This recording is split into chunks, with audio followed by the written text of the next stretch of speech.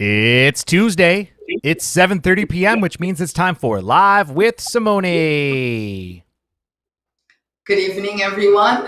Hope everybody's having a great week. Looking forward to answering your questions tonight. I know that it's been a little bit of mixture of some technical questions and then also, of course, some really funny ones. And you will know what I'm talking about soon. So here you go. I So love it. I have to say that Chanel, you and Chanel have been doing such a great job just putting stuff out there. It does get a lot more exposure, and I appreciate that. And I hope that with that I can bring better and more content to the pickleball world. Well, thank you. Chanel's awesome. She's doing great work on social media, which is fantastic, and she's a lot of fun to work with.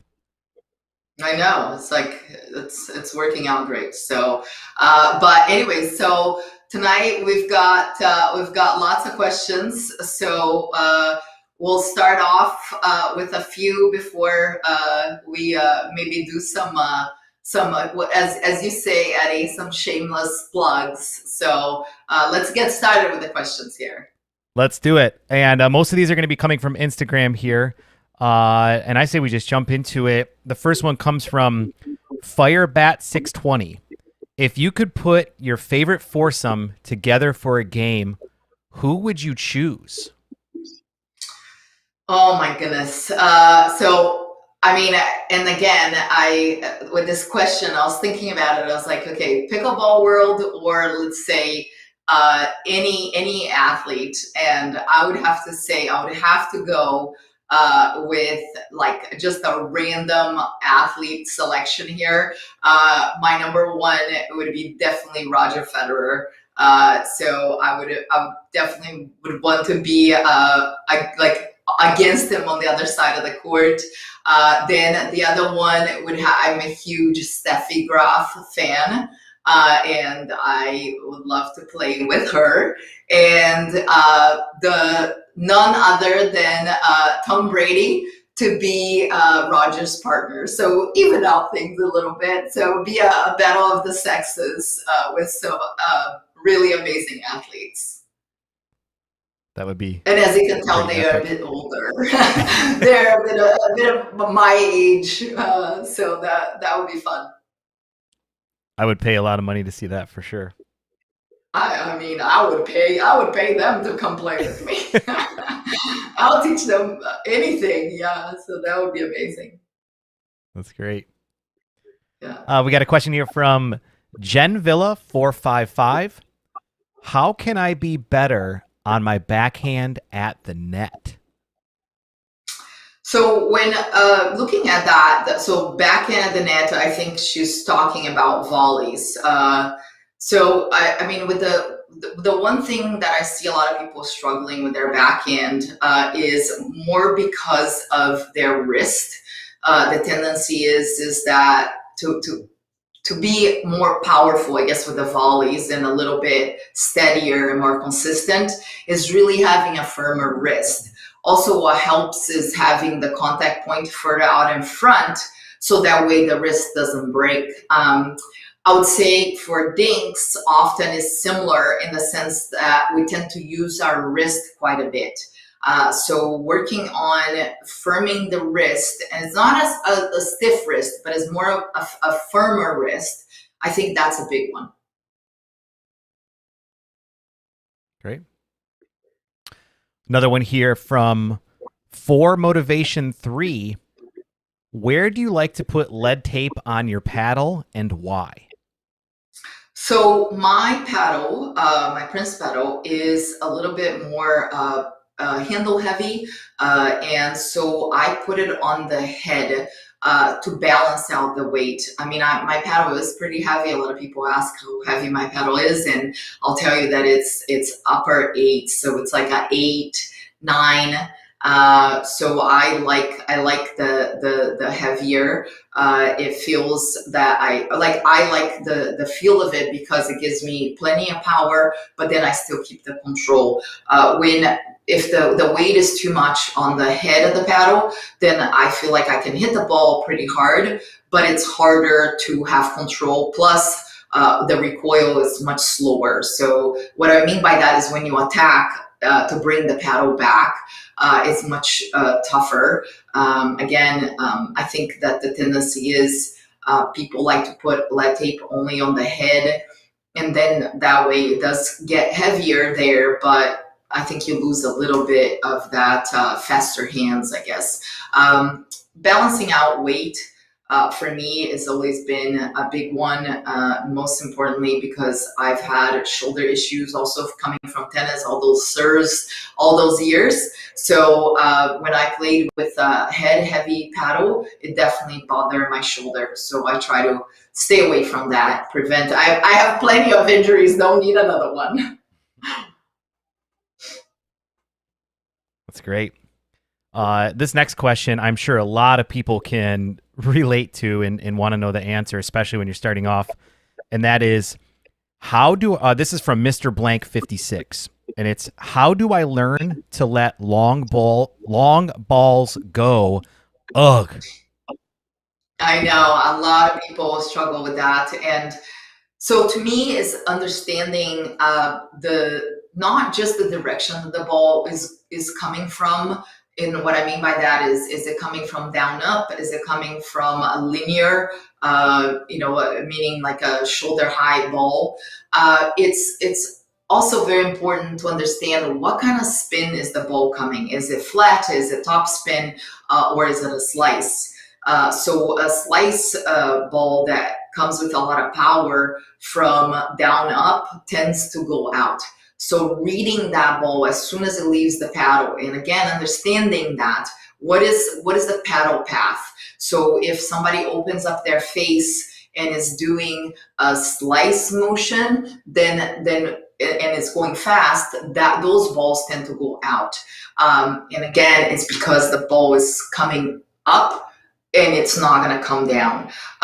The flatter ball, it tends to be about how much swing is there, how much power are they putting on the ball, and again, is it a linear ball, meaning that it's staying on the side of them versus an up-down swing, and down-up flat. Usually, that's kind of the same. The ones that tend to fool you are the ones with top spin. Those are the ones that will dip. And that understanding that from low to high, that's a ball that will tend to come down.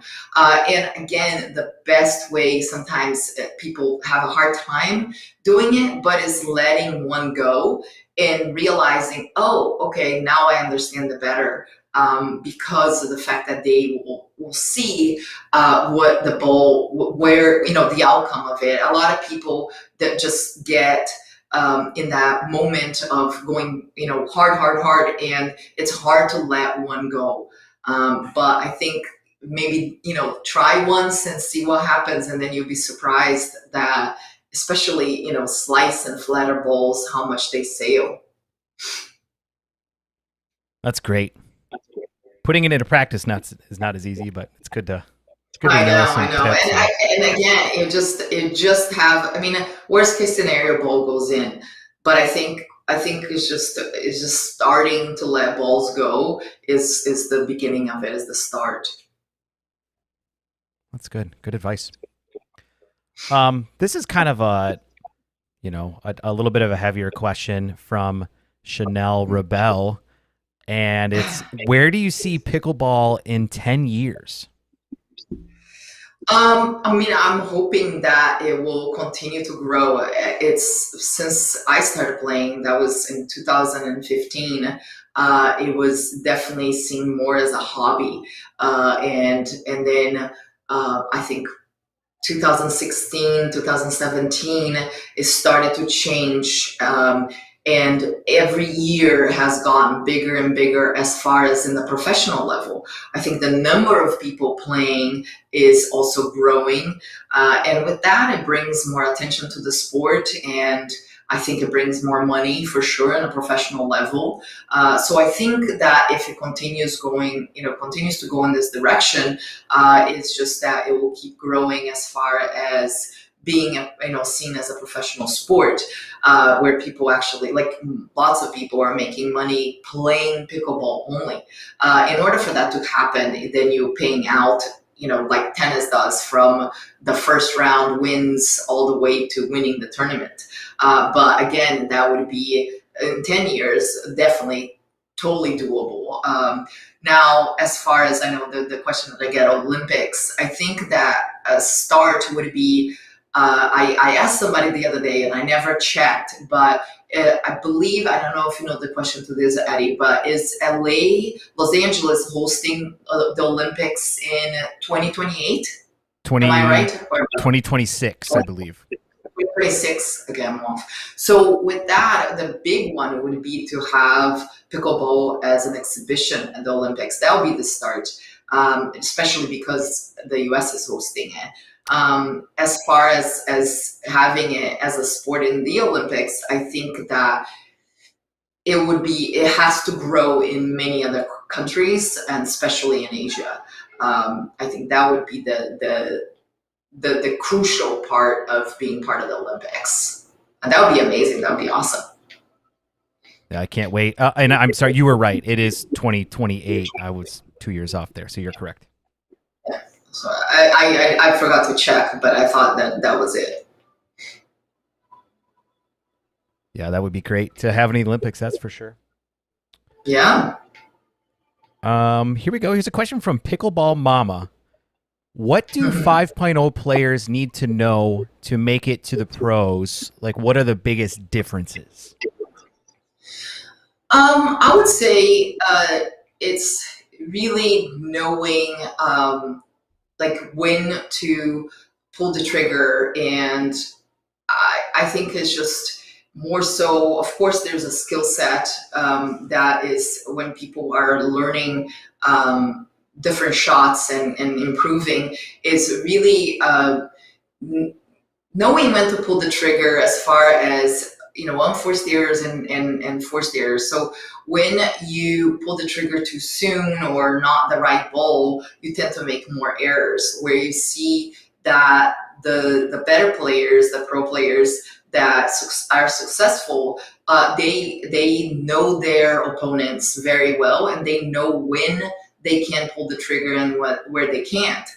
So certain players will, when they play somebody that is maybe not as good as somebody later on in the draw, even though the draws now are getting tougher and tougher. But the tendency is that they may go for shots that they wouldn't go against a certain player. And that's, I think, 5-0s that are not quite at the higher level yet. They learn the hard way that they need to be not necessarily just more patient, they have to be more selective on the shots that they pull. Because when they go and play against people that are in their, around their area, they get away with it. And so when they get to tournaments, they don't. Like, especially, against the better players, certain shots won't work. And so if you don't train or don't practice those, those habits, it's really hard to execute in a tournament. That's great advice. And I got to say, I love the variety of questions that have come in. Some personal about you, some about technical questions, some future questions. This is amazing. The next question came from Pickleball Monica. And Pickleball Monica wants to know, what are your favorite shoes to play in? I love your pink Nikes. I stalked eBay until I found a pair. Yeah, I'm on the same page with you, and those are no longer being made, unfortunately. And I have a couple of pairs that are like they're pretty done. The sole is done. So I found the same shoe, because that's another older Nike ones, and I found the same shoe but in white. So I'm hoping that somewhere I can find some more of those. Those are the most comfortable ones that I have, because I do like a wider toe box. I don't like any narrow shoes. My feet feel terrible. And then also different from tennis, where I used to play sometimes with a heavier shoe. I like something lighter for pickleball since the movements are so much faster, and also a lot of sprinting forward. So yeah, That's good. Nina H. Martins says, "Where can I play in Brazil?" Yeah. So actually, I grew up playing tennis with her, and in Brazil, I know it's very popular in Belo Horizonte.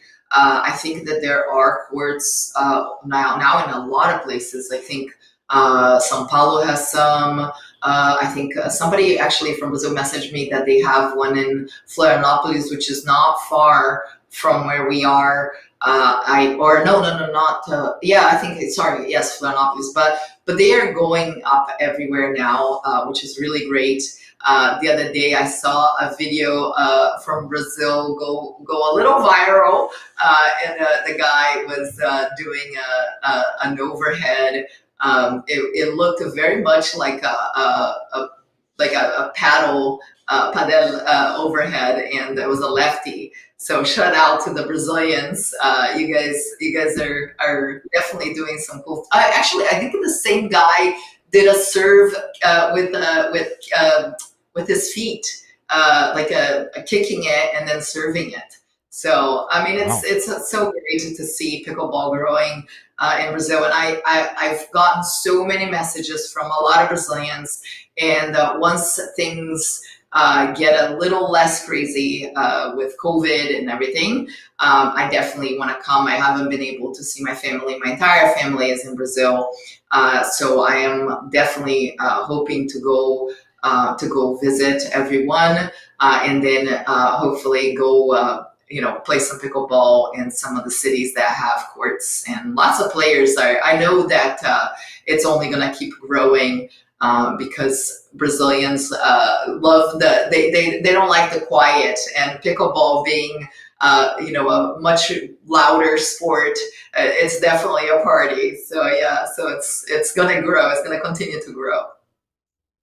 That's cool. And I think as it grows in other countries too, it'll be fun to see the different styles of play and the differences between how Americans play it versus other areas of the world. I'm excited to see that. Oh my gosh! Yeah, the video of in Spain with the the paddle player letting letting the ball go to hit the wall. Whoops! Yeah, so that's definitely definitely a lot of a lot of uniqueness to it. So cool. Here's a question from, and I hope I don't screw this up, uh, Gudaropo. And the question is, why do pros choose the Durafast over Franklin X? I think mostly, honestly, is because the Dura is a harder ball. It's also the so meaning that the ball for spins it stays lower, it grabs much more, so for slices and top spins, that is affected much more than some of the other balls, and that's because of the material. So I think that that's mostly that main reason, with also because we play so many tournaments in warmer temperatures, that ball does a bit better as far as not being as soft, where some of the other ones they get really soft with the warmer temperatures. So I know that some of the players that are up north and they are in colder climate, they prefer something like the Franklin because of the fact that a Dura would just break and not last very much. And when you're playing indoors, it's really hard. I know because I played some with the Dura indoors, and it is really hard to play with it. It skids a lot. But because most of our tournaments are outdoors, much like, again, the effect that the slices and all of the things that we work on, that requires a lot of skill, they show more with that ball. That's a great perspective. We have a question here from Rich Leonetti. How do you make dinks to the corners of the kitchen look so effortless? I think honestly, it's about footwork. A lot of people think that we're doing we're moving the ball around because we're using a lot of upper body, when the upper body is doing some of the work, but getting the feet to the ball so that way you can use your shoulder and your core to move the ball to wherever you want to hit it is the key.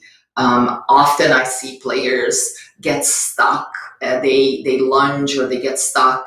That's when they struggle to then direct the ball to any part of the court, and I think that's the number one mistake, is getting to the point where you can't go anywhere but reach.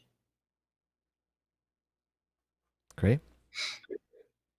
You kind of touched on this a little bit earlier. This one comes from Pickleball BH, and it says, "When do you come to Brazil to do clinics?" Yeah. So BH is, it's Belo Horizonte. Yes, I saw that. Yes.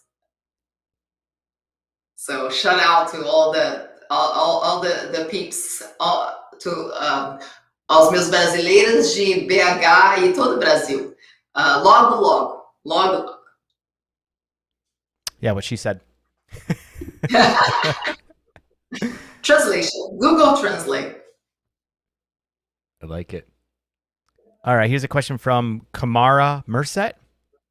How do you get the good roll on a double backhand drop and forehand drop?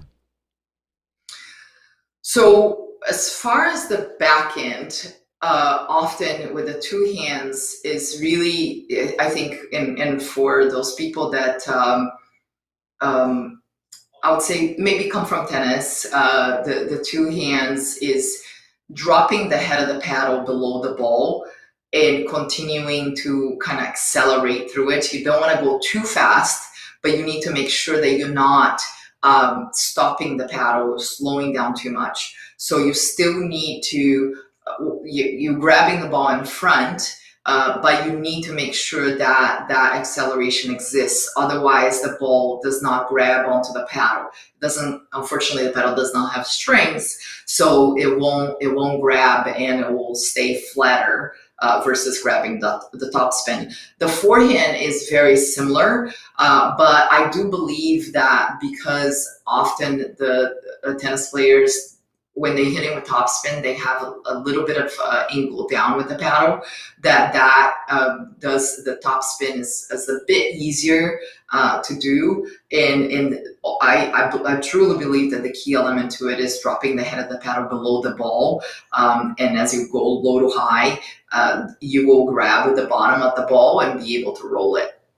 But it does require some adjustments, because in tennis, if you go short with a swing, it may work, but in pickleball, if you go short with a swing, the ball goes nowhere. So you have to make sure that you're extending through that stroke to get the ball to go through the court. That's great. We have a question from Pickleball Lucy, and this is not Lucy Kovalova. This is a different Lucy. And Lucy wants to know. I know Pickleball Lucy. Oh, cool. During a game, when you make a bad shot, what do you tell yourself to keep your focus? Truly. You want the truth? Are you sure? Can you handle the truth? It depends on actually my mindset. I'm not joking. There are times where there's you kind of, it depends on the situation, of course, but there are times where I'm not easy on myself. most of the time. But the turnaround is more like maybe I'll be upset with myself. I won't be very kind with myself. But then the very next thought is kind of like turn it around, stop your whining, and just get the job done. But I I do feel that in a way, some of the people that I teach, the biggest concern, not concern, but the biggest advice that I give is that the ability to just forget about that point, to let go, is a big one. And it's not just so much about telling yourself like, okay, that's okay. More like learn from that mistake and move on. Forget about that point. Because often when people they try to overanalyze, why did I miss that shot, and telling themselves things like, okay, you need to hit that ball there, or why did I, kind of questioning so many questions in your own head, that you get so caught up with that, and the game happens so fast that then you give a mistake the very next point, and then maybe another one the next point. So it's like the 3 points for the price of one. So my advice is, yes, you can be upset, and sometimes it's better to be upset, but get over it, move on, because otherwise you just kind of still thinking, oh my goodness, like I had this ball and I missed it, and then it kind of snowball. It has a snowball effect. So you have to be hard on yourself in the sense of like, okay, you missed it. Maybe you're an idiot for missing it, but move on, because you can't do anything about it anymore. It's done. That's great advice. I'm going to throw a question of mine in there along with that one, very similar, and that is, if your partner or you do a bad shot, what do you tell your partner to help them deal with it, and what do you want your partner to do to you if you make a bad shot? It's funny that you asked that. Every person, I believe, is different. I don't think you can say the same or help in the same way unless you know your partner. So I know that there are certain partners of mine that I can just say, hey, like, let's go, like, get over yourself, like, just, or in a way, and I'll go to Lucy. Lucy is the kind of person who used to tell, like, she's like, just tell me, like what was that, and in a way to move on. And I'm the same way, more a little bit more stubborn, but it's the kind of thing where often you get caught up in the moment, and certain players need that just kind of kick in the butt, like, in a way, like, yes, it's a mistake, but it's okay, but just move on, like, let's go. Whereas some others, depending on the player, again, they just kind of need like more, a little softer, in the sense of not as, to the point, more. I would say, like, you can always deliver the same message in so many different ways, that you just gotta know your partner. You gotta know that if you're going to say something, that one, it's definitely sincere, but that you know your partner well enough that you're not going to bring them down. You're going to help them, bring them up. So that's why I think, when people ask, oh, why do the pros like playing with the same person so much? And I think that's that consistency, that, once you get to know your partner, you kind of also know how to help your partner, how to get the most, and the most out of your partner. That's really, really, really good advice. Here's a question from Faisal Nucho. Hey, Simone, what's your top tips for keeping the ball low after a smash or fast shot from the opposite side? So if it's an overhead, at this point, I'm hoping that you're not at the net, because at that point you're somewhat done.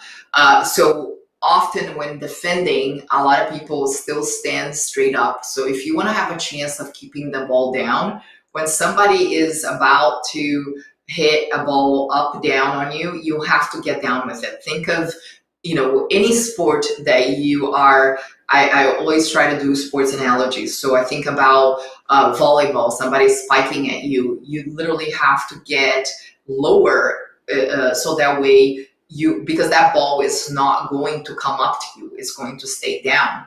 I would say refer as a catcher receiving the pitch. I would say anything that is coming hard at you have to think that the ball is going to stay below your waist. So in order to send the ball back and somewhat linear, you have to get down and be at the same level as the ball. Good advice. Christian Byers asks, do you plan to play any singles at important tournaments this year, or is that over? Nothing is over, but I have to be smart. So I, of course, I am signed up for a few, and this is more mental than anything at this point for me. I love having something to look forward to. A lot of people, I would say that, the question that I get about why not no singles anymore? Well, because of the fact that I've had some injuries and I definitely don't want to re-injure myself. I need to be smart. So I want to make sure that I can play the whole year, play doubles. So I will take I'm not even thinking about week by week. I'm taking day by day to see how I do. So the other day I ran around a little bit to kind of test the leg and see how I'm doing. And as of now, side to side, I'm okay. It's just forward that is a little questionable. So to answer the question, it is up in the air. And if my body, my mind, of course, wants to play. I love singles. I think it's a great mental challenge. It's very physical, but the mental challenge is something that is great. It definitely, it's you and only you out there and nobody else. And so for me is taking day by day, and I'm not discarding that if I can play, if I feel like I'm ready, then I'll definitely give it a shot. Well, I know we would love to all of us would love to see you out there again, but we also understand how grueling and demanding singles can be on your body. That's for sure. Oh yeah, I mean that's the toughest physically and mentally is singles is pretty tough. We have a question here from Asa Baya, I believe. Hopefully I said that right. Similar to a question we saw before, but how can I slow down bangers? So I get that all the time, and I love this question. I really do. If it's a true banger, and what I mean by that is somebody that hits hard and does not know how to hit soft shots, hasn't learned or has the ability to hit dinks, you can't slow them down. It's very hard to do that. So often people try, like when somebody hits the ball hard, they try to invite them in to come dink. And then they get surprised that they run forward and they continue to hit the ball hard and almost take their head off. So a true banger, somebody that only hits the ball hard, will not dink with you. So at this point, your job is to manipulate the ball and keep them back, make them hit 10 ground strokes if they have to. In the long run, in the long haul, like they will get tired and you won't. But you have to make sure that you're ready. You know what you're getting, and your job is to punch that volley back and keep them hitting, swinging down up, and not just feeding the ball right at them where they can swing hard up down. And again, the flatter your ball, the quicker your ball is right at them, the better. sometimes when trying to cut or trying to angle, you end up making errors. And it's just not just errors like hitting the ball out, but also kind of popping it up so that way they take one or two steps inside of the court, and now they're banging with a volley, a hammer volley. And and again, some people, I don't even like to call them bangers. I like to call them like they have really good ground strokes, and they haven't had to develop a short game because they get away with hitting the ball hard. Once they win enough at a certain level and they have to move up, then the better players. And the reason for that is because they get nowhere. Not because they come to the kitchen and now they get to dinking rallies. No, it's because they cannot win a point from the baseline or middle of the court.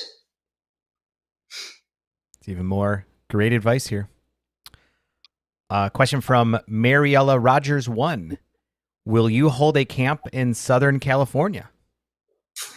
Most likely not this year, just because I'm trying to stay as close to home as I can, not just with the camps, but with tournaments. Usually when I do camps, in other states is because I go there for a tournament. So then it's much easier to then get those done. So my plan this year is to stay as much as I can on this I guess the East Coast versus going west.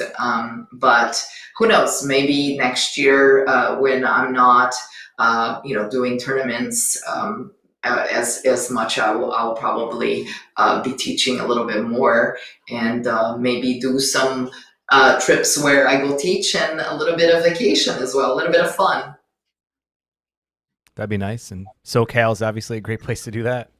Oh yeah, absolutely. Question from Nap Studios. What do you think about a third shot topspin shot to land in the non-volley zone rather than a drop? So a topspin versus a flat or a slice. I think for me to decide on if I'm doing that, the biggest thing is how much time do I have. So often when the ball comes and it's a faster return, it's really difficult to do a topspin drop. So if I have time, I'll do a topspin. But if I don't, then it's either a flat or a slice. And depending, that's why the drive for a third is not a drive to finish the point, it's more a drive to get in and do a fifth shot drop, because some of the returns, many people have really great returns where they are deep and they're hard and they're really hard to drop effectively. We've all gotten burned by those before. A question from Pickleball Point, and it just says hand pressure drop shot. So I'm assuming they mean how much pressure should you put on when you're hitting a drop shot? And this also is a very personal question. So many people, hand pressure is something personal. So if you, what is soft to me, it might be something that is too soft for you. So it's whatever helps you feel the ball on the paddle. And what I mean by that, when you're hitting the ball, you're able to absorb it. It's such a like the feeling that you get when you really get a groove on the third shot is that it doesn't, but it feels like the ball is staying in your paddle for a long time. And I will say for like a good word, but when people are squeezing the paddle too tight, they feel vibration and they feel the tension all over the arm. So then they are not really feeling the ball through the paddle, and it doesn't feel like it's staying in your paddle. It just kind of does that block where the ball just jumps off the paddle. So the more that you can feel the ball through your hands, the better your drop is. So you have to find that balance where you're not completely loose, super loose grip, but you're not so tight that, again, you just feel tension through your hands. That's great. And just real quick, I did want to clarify, there was a question about where I'm getting these questions from. These were from an Instagram post from a few days ago. If we have time at the end, because we've had a lot of good questions coming in live here on Facebook and YouTube, hopefully we can get to them. But these were from a previous post to answer your question. Well, I mean, I will say this. How about this, Eddie? Because next Tuesday we're off. I have chaperone duty. Cool. Alexis has a concert. Actually, apparently, she's getting judged by some experts in singing, and I'm going to. This is the first time ever that I do anything with Alexis school, so I'm really looking forward to it. And not because I'll be with a bunch of 12, 13-year-olds in a school bus. So I'll tell you all about it. What you're missing out, Eddie. But yeah, so we're off. But I really like doing this, and I hope that people like as well. So I say that we do it again, and I hope that this connection is much better. Because again, I really feel so bad because it's been so terrible. But if we can do that again, not next Tuesday, but the following, we will definitely take on more questions and address those. What do you say? I think it's great. So keep them coming in, and we're going to keep track of them as they come in, and we'll be able to do more of these Q&As. Because guys, I got to tell you, this is golden right here. We have Simone answering some amazing questions. So keep them coming. And yes, the connection is significantly better. Yes, that is awesome. Just because, again, the kids do have school in the morning. I would love to stay with you, but I do have two munchkins that have to go to school in the morning and be up early. But I did say that I wanted to do we have to do our shameless plug.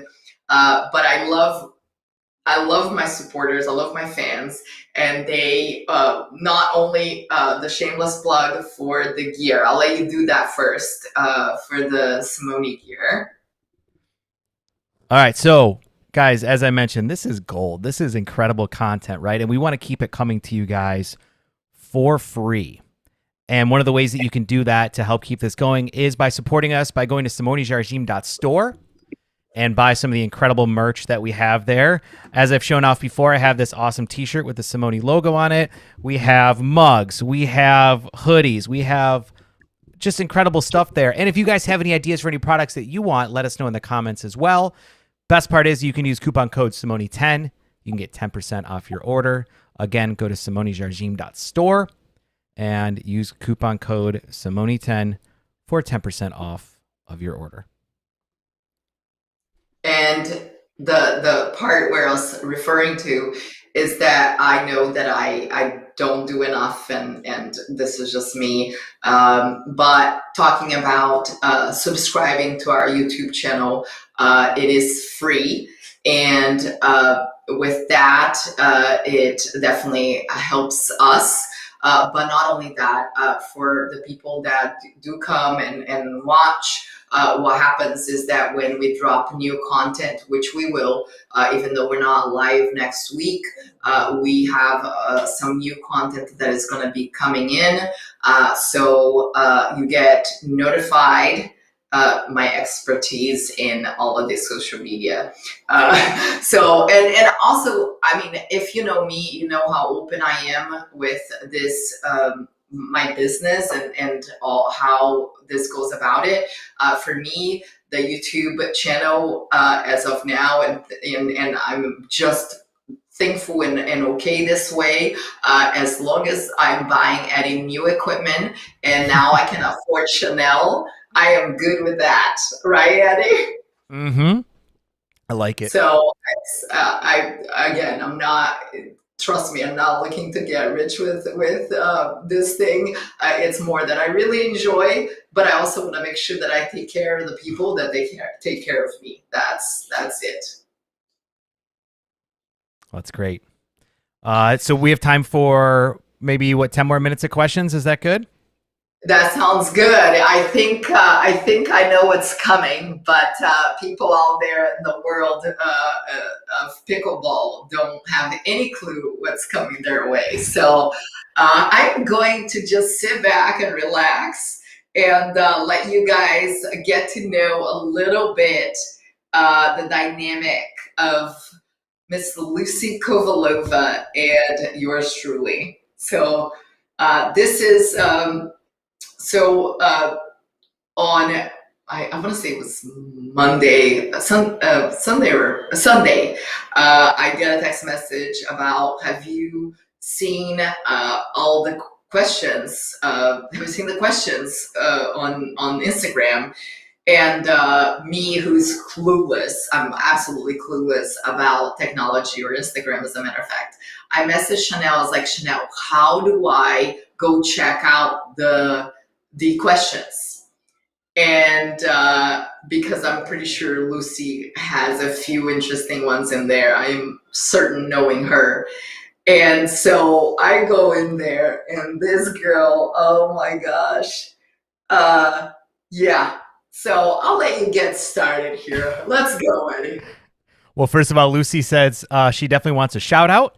And then she asks, are you looking forward to playing with her? Are you going to be wearing all black? Can she come to a camp to improve her backhand dink? Can you teach her to defend your shots? Are you going to play senior mixed doubles with Matt Wright? Who is your favorite women's doubles partner in the last 2 years? Are you going to dominate at the tournament? What are you going to give her for her birthday in April? And your dress is really sexy. So I read those. It was Lucy, classic Lucy.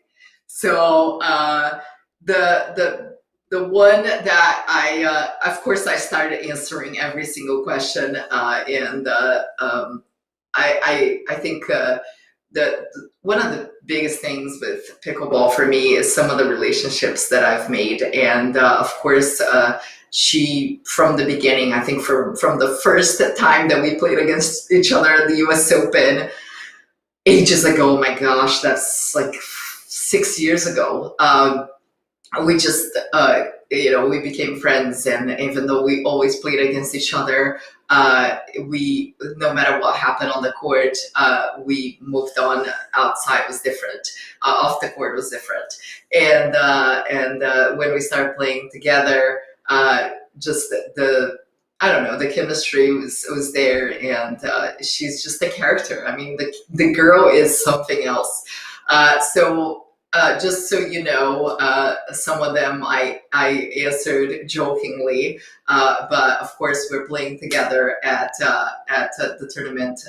She's referring to a lot of it is to the St. Lucie tournament, because we get to play together, and then she's also talking about her birthday present in April. Her birthday's in April, and I don't even think too much about it anymore, because no matter what I get you, Lucy, you're always gonna come back and beat me. So I've given up pretty much at this point. I know that if I give her something, I just gotta wait an hour, and she's gonna get me something. So I'm gonna end up making her something, so that way she won't. I don't think she'll make me something, but who knows? Who knows with Lucy? But yeah, she's something else. But with that, I do have a little something, a little surprise for you tonight, Lucy. And Addie, I think you got it ready, don't you? I do. You want me to roll it? Yes, please. 11-12-2. 11-12-2. 1 point game. Here comes Catherine Parenteau charging in.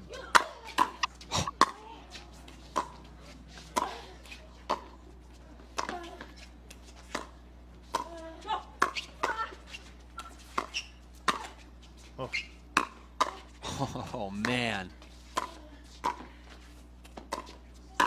Lucy! Lucy!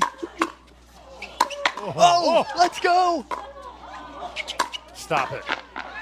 Oh, with the drop, the hustle. Off the pedal of Simone now. Falls up. Here we go. And the reset. Back to neutral. Kelly gets one off. Best point That's of the high. day. That's high. Lucy's off the court. That's high. They're back. Off the bounce.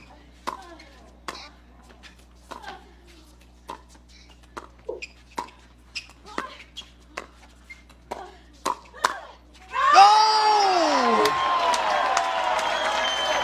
Best point of the year. Corner. So good. Kovalova. Unreal. All 4 players. So, I mean, the point was incredible, but the whole point of that point is the look that she gives me when she turns around, like this is it. I'm like, I almost want to go, like, I can't do, I had to control myself. I can't do this in public, but I wanted to go over there and be like, okay, here we go. But yeah, she just, yeah, that's the look. So yeah, I mean, we had some amazing matches, some great memories, and yeah, I definitely will miss playing with her. But I definitely, she's somebody that I know I'll stay in touch and remain friends for the rest of eternity. So she's a special girl for sure. So. That's great. And talk about the point. I mean, what was that, like over 70 shots in that rally? I don't know. It was crazy. We definitely had some amazing points. Very talented players. I think it's just when that happens, points like that. I think we've had so many over the years that it's just I feel like we've had so many of these points that is, but I think that one in particular is just the look that I got after the point. It was just too funny. I was like, oh my gosh, you're something else. But yeah. So great memories for sure. Love it. So, but anyways, I wanted to thank everyone for the questions, and please, we'll do this again. Like I said, I love doing this, and whatever I can share and help everyone out there, I'll continue to do that. So in a couple weeks, we'll have more questions, and we'll open up again possibly on Instagram. But also, if you leave the questions here, if you don't mind, Eddie, saving a lot of those questions, that would be awesome. But again, I do have to put the kids in bed and maybe get some sleep myself. And you as well. You gotta work early tomorrow. That's right. It's good to get sleep. Yeah, but I will, again, thank you, Eddie, thank you, Chanel, and thank you, everybody out there. Really appreciate everybody's support. And up next for me is I'm playing Punta Gorda this weekend, which is amazing because it's only an hour drive. I get to come and sleep at home, and that's really, really great.